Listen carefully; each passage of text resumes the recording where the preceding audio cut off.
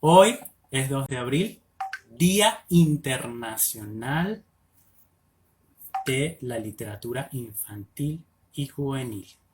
Es por eso que hacemos este en vivo para unirnos a las actividades de celebración por este día. Hemos invitado a unas cuantas amigas a que se unan a este en vivo que hacemos hoy para compartir y celebrar con nuestro público, con las familias, con los niños, con las niñas, con los jóvenes, la conmemoración de este día que se celebra desde 1967, gracias a la iniciativa de la Junta Internacional de Libros para Jóvenes, IBI, que es una organización sin fines de lucro que representa una red internacional de personas de todo el mundo que se comprometen, como nosotros en Festín de la Noe, en promover la lectura en los niños y los jóvenes, que es uno de nuestros propósitos principales, además de también de la narración de historias.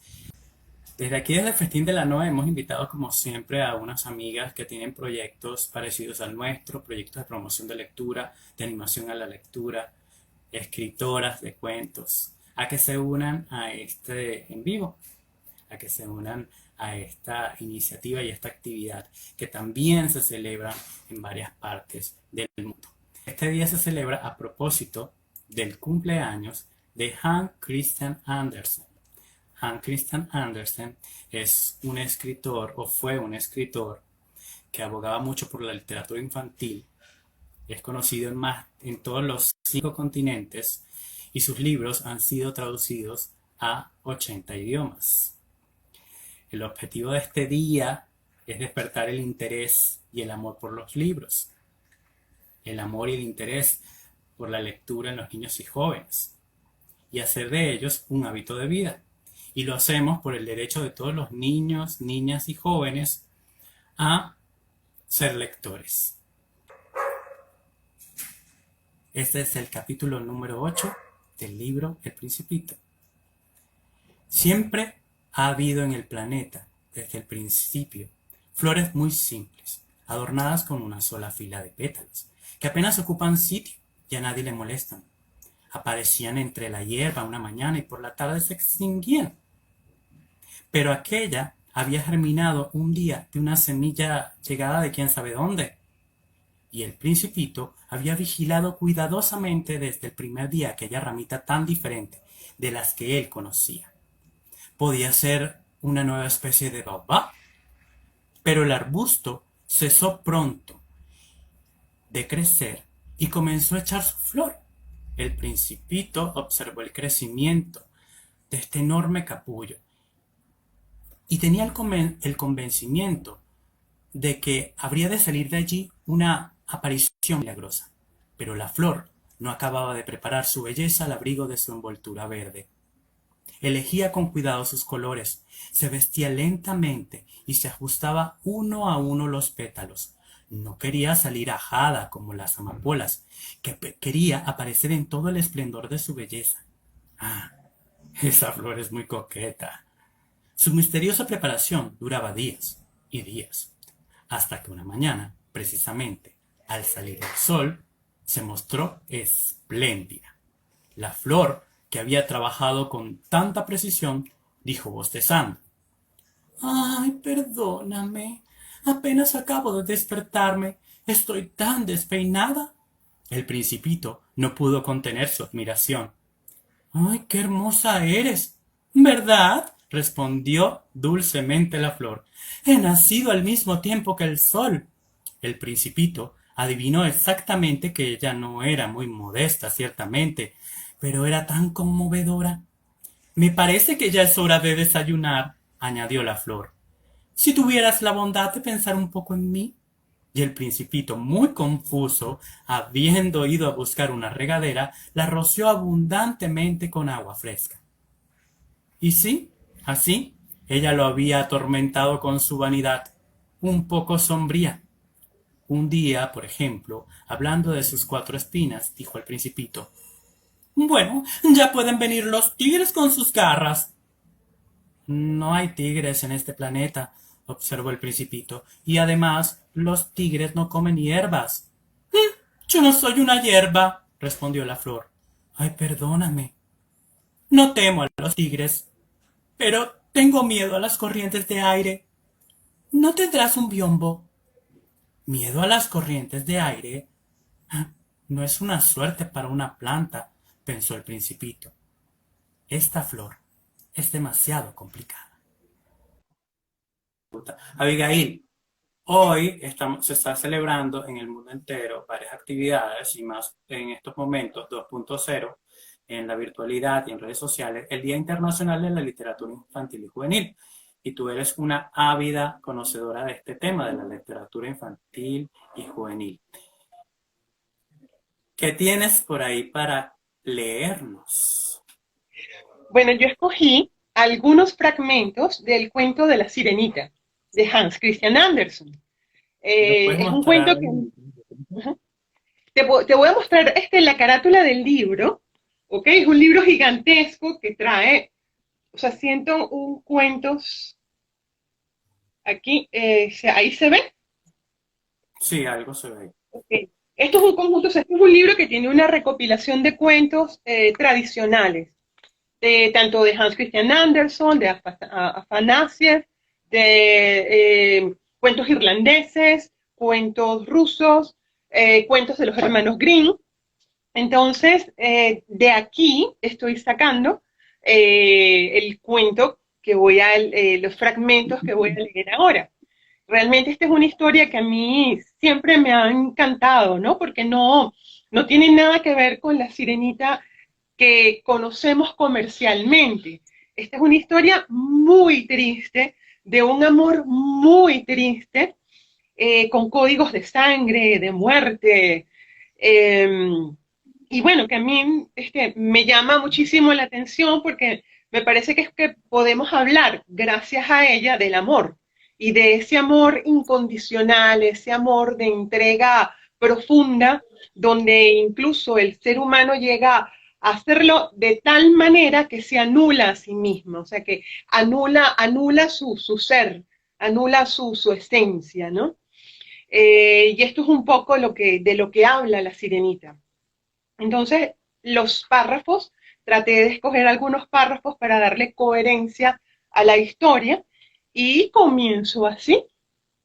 En mitad, justo del mar, el agua es tan azul como las olas, como las hojas del más bello océano, y tan transparente como el más puro cristal.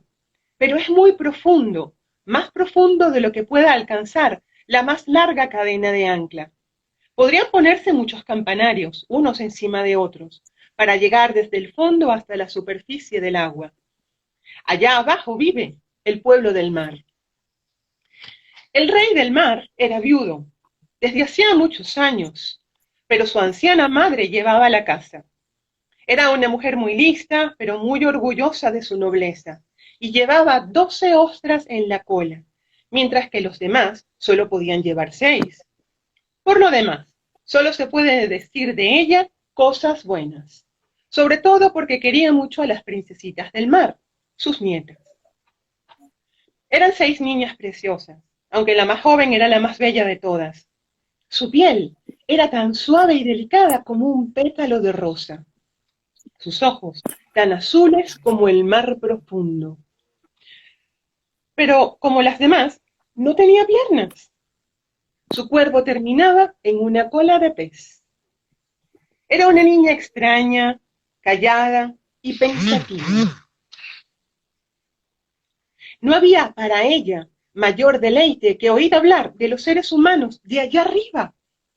La anciana abuela contaba muchísimas cosas sobre barcos y ciudades, hombres y animales, y sobre todo le encantaba que allá arriba en la tierra las flores olieran, pues aquello no sucedía en el fondo del mar. Y que los bosques fueran verdes, y que los peces que se veían entre las ramas allá arriba cantaran bellas melodías. Eran los pajaritos, que la abuela llamaba peces porque de otro modo no la habrían podido entender, pues nunca habían visto un pájaro. Cuando cumplas 15 años, le dijo la abuela, se os permitirá subir a la superficie del mar, sentaros a la luz de la luna en los arrecifes y ver los grandes barcos que pasan por delante de los bosques y las ciudades que hay allí. Por fin, cuando cumplió los 15 años, ha llegado tu momento, le dijo la abuela. La anciana reina viuda le puso una guirnalda de lirios blancos en el cabello, aunque cada pétalo de la flor era de una perla. Y la anciana mandó a 8 grandes ostras que se pegaran a la cola de la princesa para hacer ostentación de su rango. ¡Adiós!, dijo, y subió ágil y ligera por el agua, como una burbuja.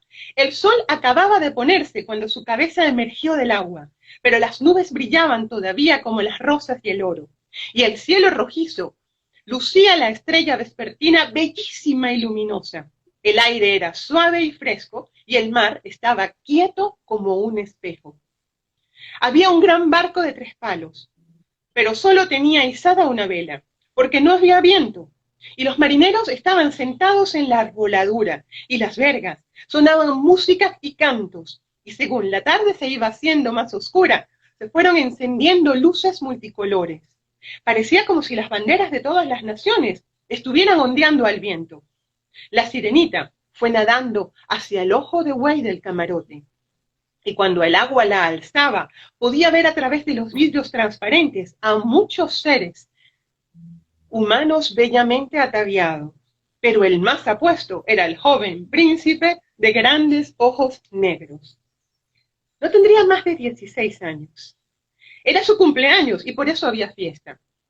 Los marineros bailaban en cubierta, y cuando el joven príncipe subió con ellos, estallaron cientos de cohetes en el aire. Había tanta luz como a pleno día, y la sirenita se asustó muchísimo y se sumergió, pero volvió a asomar la cabeza. Parecía como si todas las estrellas del cielo estuvieran cayendo sobre ella.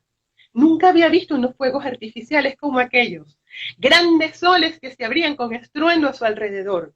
Bellísimos peces de fuego ascendían zigzagueando por el cielo azul. El resplendor se reflejaba en el mar tranquilo y transparente.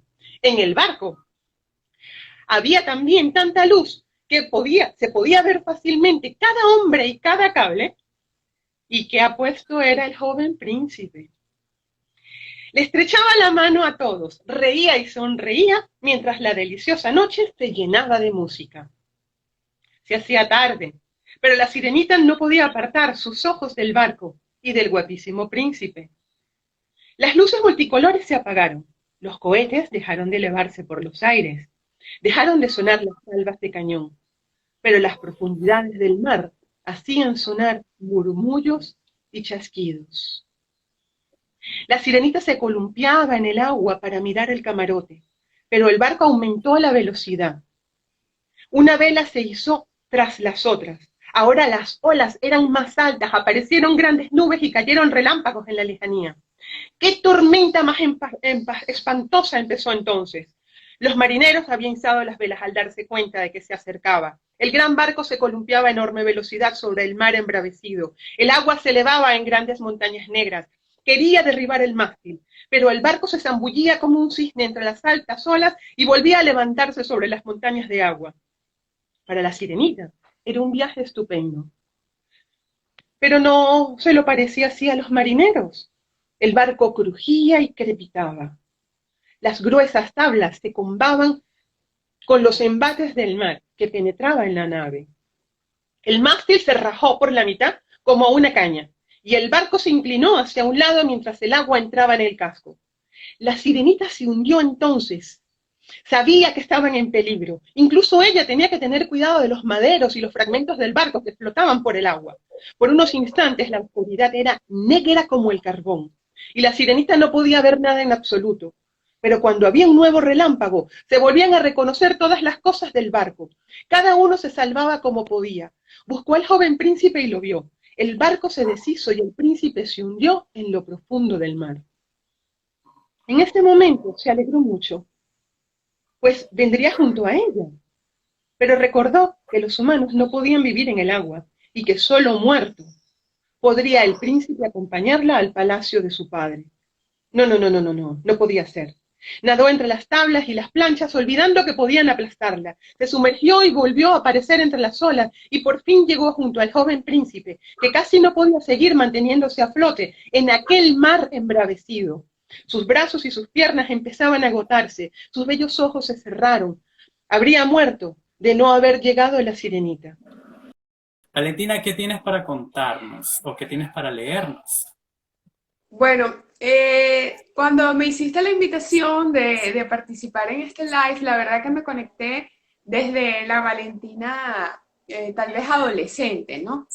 Em, ¿Por qué? Porque mi experiencia como de conexión a una literatura, digamos, independiente, ¿no? Que yo tomara un libro, no porque a lo mejor algún profesor te lo indicase, ¿no? Esa etapa de que te asignan algún libro o que realmente en mi casa sí tuve mucho incentivo a la lectura, estuve rodeada de libros, pero siempre, como tú has dicho, ¿no? Siempre hay alguien que te incentiva, ¿no? Tu mamá, tu papá, tus maestros, algún adulto significativo, ¿no? Tengo un amigo que fue su tío, que era un ávido lector. ¿Hay algún ejemplo alrededor que te pone esos libros prácticamente en tus manos? Pero ¿cuál es el momento en que tú tomas ese libro y te emocionas y tomas la iniciativa propia, ¿no? En mi caso fue con un libro archiconocido que les traigo hoy, que fue el diario de Ana Frank. ¿Y por qué escoger el diario de Ana Frank? Porque Ana Frank era una escritora joven. Empezó a escribir su libro a los 13 años, de 13 a 15 años, y creo que esa fue la conexión. El libro plantea muchas cosas, como todos sabemos, es un libro de una niña que cuenta, ¿no? Su historia personal, porque transitó pues el holocausto judío, ¿no? El exterminio judío por el holocausto nazi, ¿no? Entonces es una adolescente que hablaba de esta vivencia terrible, pero también lo expresaba a través de esa visión juvenil, y creo que eso fue lo que yo recuerdo que me conectó muchísimo, como ¿sabes? Cómo respiraba profundo cuando ella contaba su historia de amor con Peter, ¿no? Bueno, el idilio que ella empezaba a tener, el primer enamoramiento.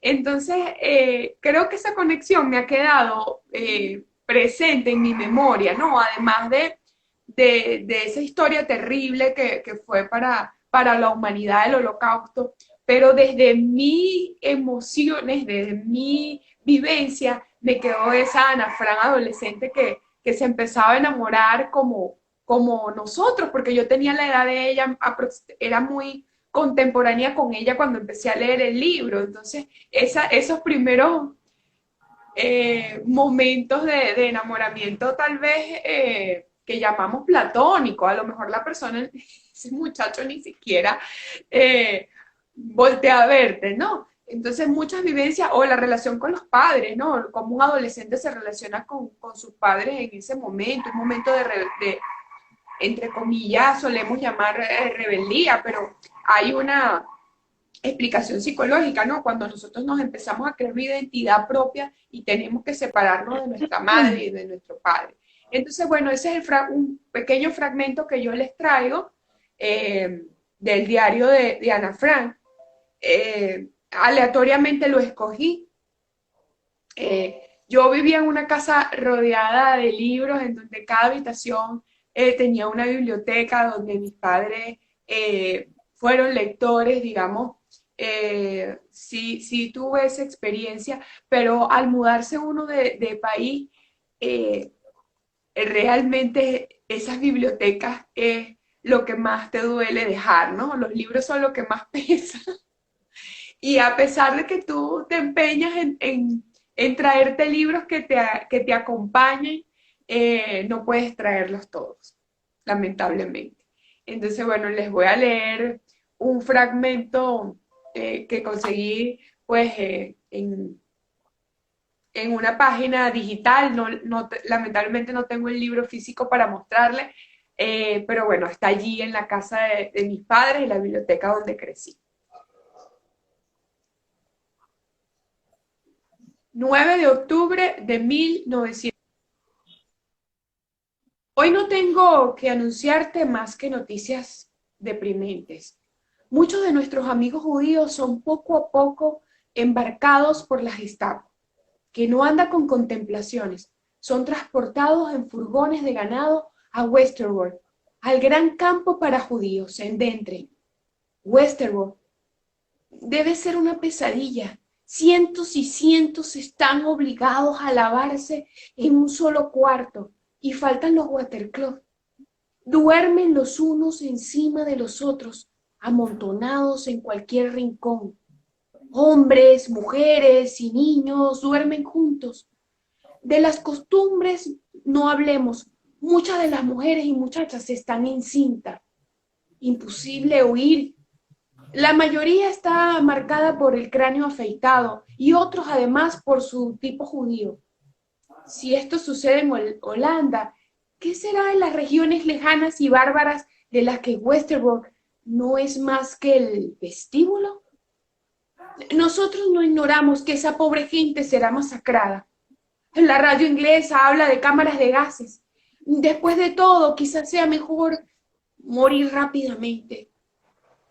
Eso me tiene enferma. Esto es un fragmento apenas del 9 de octubre de 1942. De ese libro, Ana Frank, que también pueden encontrar en cualquier librería, porque es un libro universal, de la literatura universal, y también propio para jóvenes en estos tiempos. Muchísimas gracias, Valentina. Ella se encuentra en Santo Domingo, República Dominicana. Es una venezolana más, haciendo lo propio también dentro de sus proyectos, por la promoción y la animación a la lectura. Muchas gracias por esta invitación. Encantada de celebrar esta fiesta con ustedes el día de hoy. Gracias por esta invitación. Qué rico compartir con estas amigas, colegas, lectoras. La verdad es que muchísimas gracias. Y bueno, hoy quería compartir de este libro de un colombiano maravilloso que se llama Jairo Aníbal Niño. Yo lo llamo cuento poema, que lo escuché cuando inicié contando cuentos hace muchísimos años aquí en Venezuela, y me gusta mucho, y cuando me invitaste dije quiero compartir porque creo que es de 0 a 200 años más o menos esta lectura. Y dice así: el caballo. ¿Qué tiene en el bolsillo? El caballo. ¡Ja! No es posible, niña tonta. Tengo un caballo que come hojas de menta y bebe café. Embustera. Tiene 0 en conducta. Mi caballo canta y toca la armonía y baila boleros, bundes y reggae. ¡Ja! ¡Se volvió loca! Mi caballo galopa dentro del bolsillo de mi delantal y salta en el prado que brilla en la punta de mis zapatos de colegial. ¡Ja! Esto es algo descabellado. Mi caballo es rojo, azul o violeta, es naranja, blanco o verde limón, depende del paso del sol. Posee unos ojos color de melón y una cola larga que termina en flor.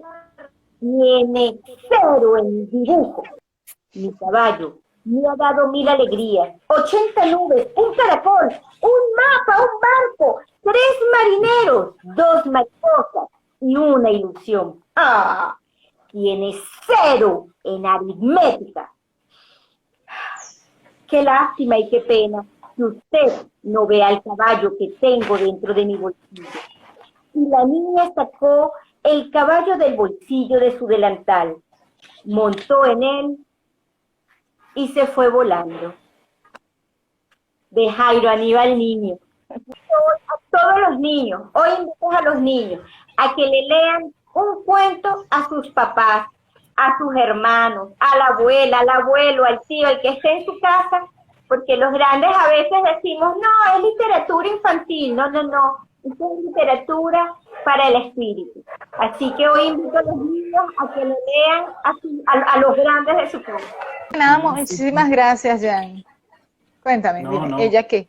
Háblame. Que ella tiene su proyecto también de promoción de lectura en... Y bueno, la lectura creo que es algo increíble y qué bueno es fomentarlo desde bien chiquiticos. Por eso creo que es muy, muy importante enseñarle a los niños que existen los cuentos, que existe la lectura en general, pero que los cuentos infantiles son una manera entretenida y divertida de mostrarles la literatura, de mostrarles los libros, de mostrarles las narrativas, las diferentes formas de escribir, formas de cómo llegan las historias a ellos, y eso crearles ese hábito para que sean adultos, que lean, y la lectura es algo tan mágico y tan maravilloso que todos en alguna u otra medida, mayor o menor grado, tenemos que leer. Y por la lectura aprendemos tantas cosas y tenemos tanto que, bueno, tenemos un mundo por delante. La compañera anterior decía que, bueno, sí, que una de las cosas cuando uno viaja, cuando uno emigra o algo, es tener esa cosa, ay, me quiero llevar todos los libros, pero no te los puedes llevar todos.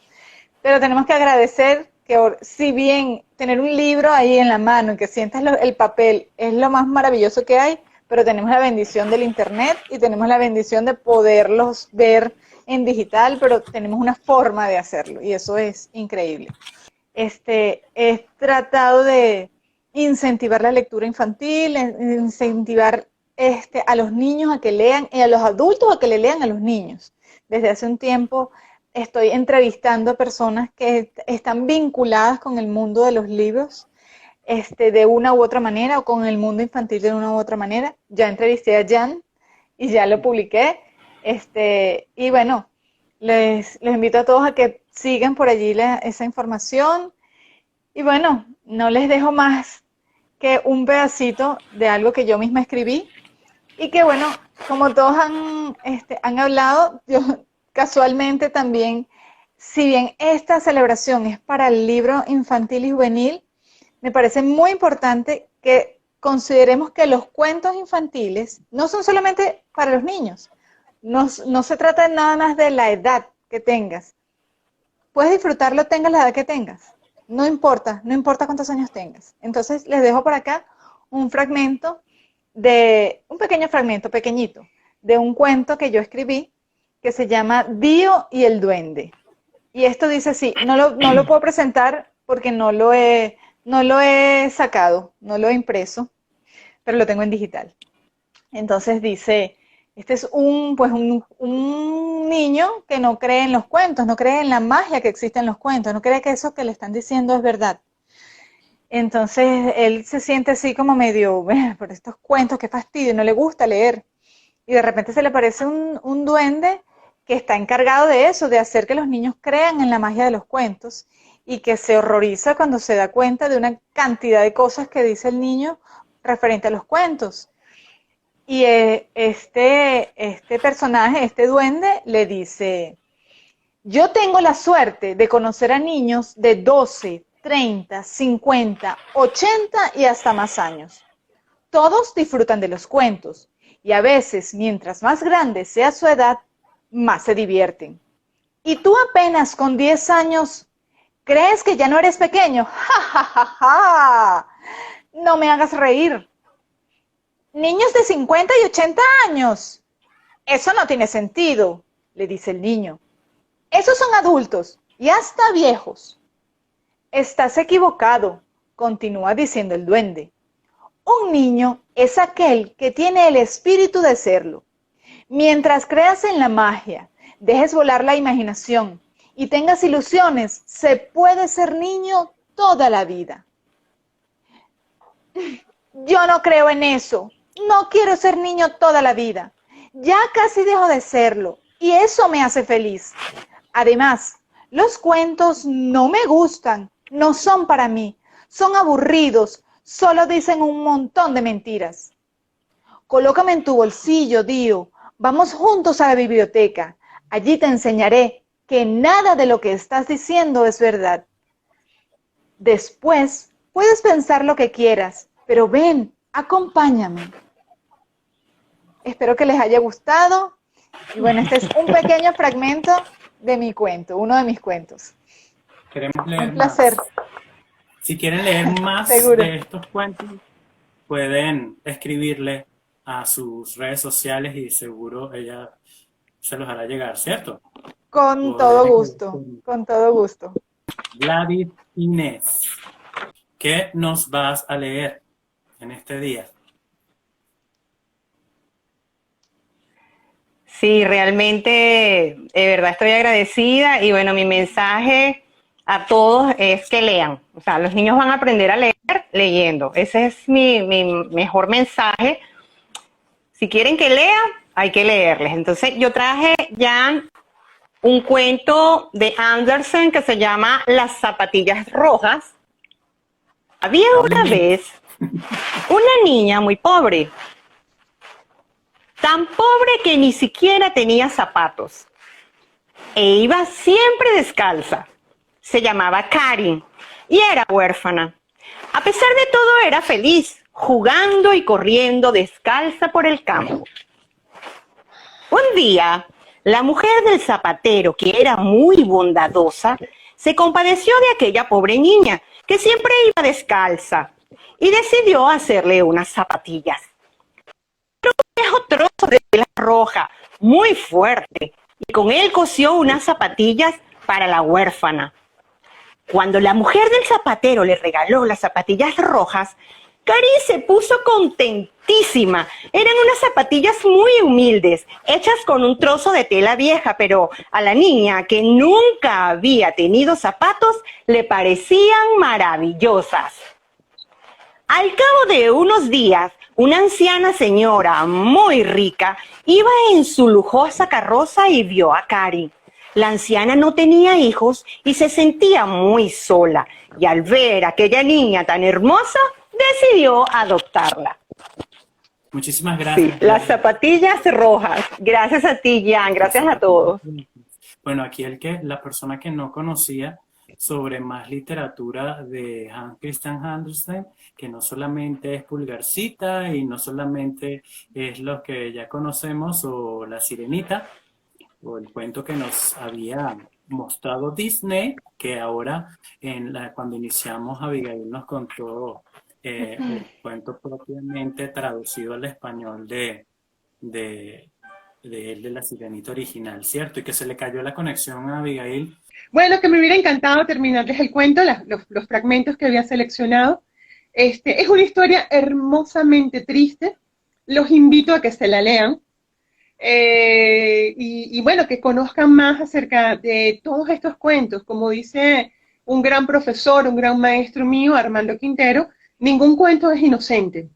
Y la literatura tiene mucho más que dar, sobre todo estos cuentos tradicionales, que nos hemos acostumbrado a verlos bajo una imagen muy dulcificada. Los cuentos de tradición oral, los hermanos Grimm, los cuentos de Hans Christian Andersen, los hemos visto como más con fines comerciales que con toda la simbología y todo el aporte que va a dar a lo que es nuestra vida o nuestro mundo interior como ser humanos. La experiencia, yo siempre digo que es la literatura es una aventura que hay que vivirla. Y bueno, los invito a que sigan leyendo. Gracias a todas. Son muy especiales todas por tomarse el ratito de conectarse para dar un momento de sus vidas cotidianas y ponerse en en vivo también para contribuir a la literatura infantil y juvenil de Venezuela, de República Dominicana, de Colombia, de España y del mundo entero. Muchas gracias, Abigail. Muchas gracias. Gracias.